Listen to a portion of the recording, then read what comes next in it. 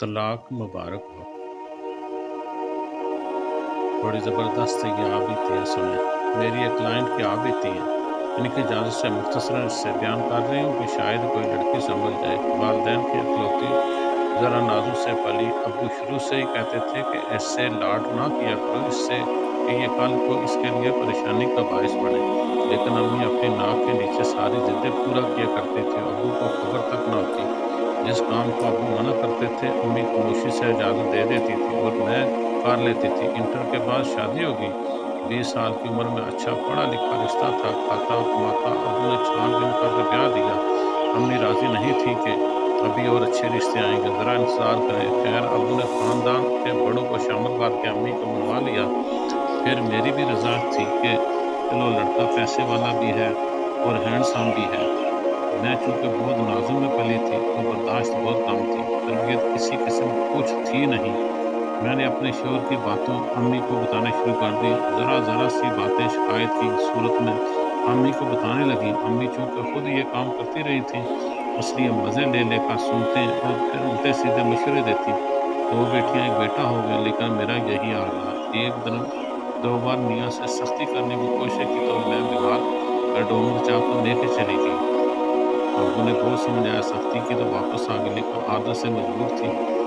سو وہ ہی میں نے کیا جو سب غلطیاں کر کے سینہ چوڑا کر کے بدتمیزی کرنا، اپنی غلطی نہ ماننا۔ میاں نے بھی پیار سے سمجھایا کہ ہر طرح کی کوشش کی میں سدھر جاؤں، لیکن اس وقت مجھے یہ شخص دنیا کا سب سے برا آدمی لگتا تھا۔ ابو نے ڈانٹ کر پیار سے ہاتھ جوڑ کر ہر طرح سمجھایا کہ بیٹا اپنا گھر آباد رکھو، ایسا نہ کرو، لیکن میری والدہ کی طرف سے ملنے والی ٹیوشن نے آخر کار وہ سیاہ دن دکھا ہی دیا۔ کچھ دن سے شوہر سے ان بن چل رہی تھی، امی نے روز سبق لے رہی تھی، وہی صبح ذرا سی بات کو میں نے پتنگڑ بنایا، جیسا کہ میں اکثر کیا کرتی تھی، اور 10 سال کی بڑاس میرے میاں کے منہ سے طلاق کے 3 لفظ کی صورت میں نکل گئی۔ میں نے کال کر کے ابو کو کہا لڑائی ہو گئی ہے، آ کر لے جائیں۔ اس وقت طلاق تو نہیں بتایا تھا، کیونکہ مجھے پتا تھا کہ ابو کے لیے بہت بڑا صدمہ ہوگا۔ ابو گھر میں آتے ہی میرے میاں سے کہنے لگے، اس کی طرف سے مجھے معافی مانگنے دو بیٹا، مجھے پتا ہے میری بیٹی کی غلطی ہے، کیونکہ ایسی لڑائیاں میں اکثر کرتی رہتی تھی۔ میرے میاں نے بہت تحمل سے ابو کو طلاق بتا دیا۔ ابو نے کہا مجھے رکشہ کروا دو، میں اسے گھر لے جاؤں۔ میرے شوہر نے کہا نہیں، آپ گاڑی میں جائیں۔ اصرار کر کے ابو سے معافی مانگ کر گاڑی ڈرائیور کے ساتھ ہمیں چھوڑنے کے لیے بھیج دی۔ ابو گاڑی میں بالکل خاموش رہے۔ گھر میں آتے ہی امی سے کہا لو تمہاری بیٹی کو صلہ مل گیا ہے، اس کے یہ کہا تمہیں بھی یہ نام ملنا چاہیے، اور امی کو اس وقت طلاق دے دی۔ مجھے نہیں پتا کہ ابو نے غلط کیا یا صحیح، لیکن ابو کی حالت ایسی تھی کہ مجھ سے دیکھا نہیں جا رہا تھا۔ تم دونوں ماں بیٹی کو طلاق مبارک ہو، اب ساتھ بیٹھ کر عزت کرنا۔ ابو نے اس وقت باقاعدہ تالیاں بجا کر، شاید وہ اس وقت شدید ذہنی دباؤ میں تھے، ابو یہ کہہ رہے تھے، باہر چلے گئے۔ پھر 4 دن ہو کے ابو واپس نہیں آئے۔ ہم ڈھونڈتے رہے کہاں کی عدت اور کیسی عدت، بس ابو کو ہر جگہ ڈھونڈا، کہیں نہیں ملے۔ خاندان والوں کی باتیں الگ اور ابو کی گمشدگی بھی الگ، مجھے کچھ سمجھ نہیں آ رہا تھا۔ 5ویں دن جمعے کی نماز کے وقت میرے موبائل پر تعزیت کی کال آئی، چاچا مل گئے ہیں، میں گھر لا رہا ہوں۔ بالکل میری کچھ سانس میں سانس آئی۔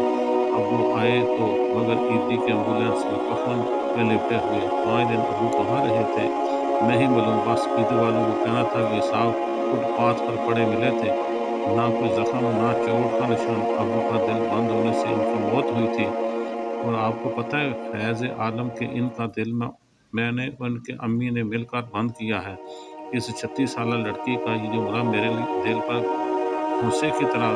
پھر کہتے ابو نے ہمارے لیے گھر چھوڑا جو پہلے ہی امی کے نام کر چکے تھے، اوپر والا پورشن ہم نے کرائے پر اٹھا دیا، ابو کی پینشن بھی آتی ہے، کسی سے مانگنے کی ضرورت نہیں، بڑی سفید پوش میں اچھے سے گزارا ہو رہا ہے۔ تو دیہال والے ہم سے ملنے نہیں آتے، کہتے ہیں تم دونوں تمہارے بھائی کی موت کا سبب ہو۔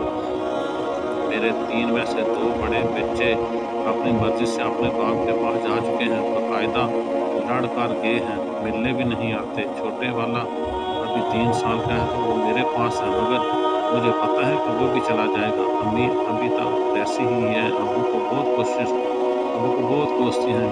अब मेरी और अम्मी के दिल घमसान के मार के होते हैं। मैं कहती हूँ कि अगर अब्बू ने आपको पहले तलाक दी दी होती तो आज मुझे तलाक ना होती। खाने-पीने को सब मिलता है, रहने को सर पर छत है, मगर अब सुकून नहीं है।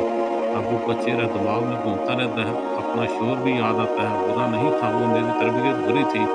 आप समझ रही होंगी कि मेरी सारी गलतियाँ अम्मी की क्यों बता रही हूँ। मैं तो बालिग थी, सब कुछ वो समझ रही थी, आखिर क्यों अम्मी की बातों में आ गई। आप बताएँ जिस लड़की की तरबियत ही ऐसी हुई हो, मैंने सारी ज़िंदगी अम्मी को नानी से यही बातें करते देखा।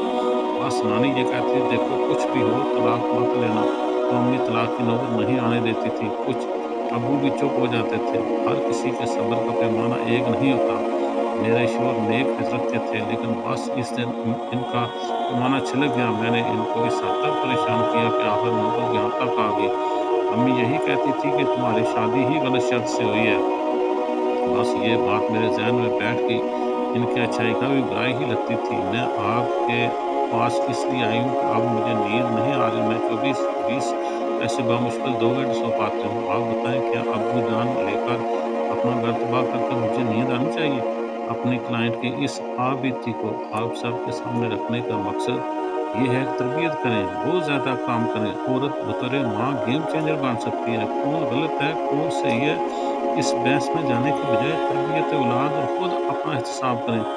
औलाद के सामने बरवक़्त रोने मत रोएँ, मज़लूम बनने की सोच से बाहर आ जाएँ। शादीशुदा बेटियों पर रहम करें। इनके किचन में बेडरूम में इनके ज़हन में घुसने की कोशिश ना करें। बेटियों को भड़काने की पॉलिसी ख़त्म कर दें। माँ की बहुत ज़्यादा मुदाख़लत बेटियों के घर उजाड़ने का एक अहम सबब है। आप निहायत सूझी हुई बाशऊर ख़वातीन हैं, इसलिए मुझे उम्मीद है कि किसी भी किस्म की फेमिनिज़्म का चश्मा लगाए बगैर इस तहरीर को पढ़कर सबका असल करें। वमा अलैना इल्लल बलागुल मुबीन।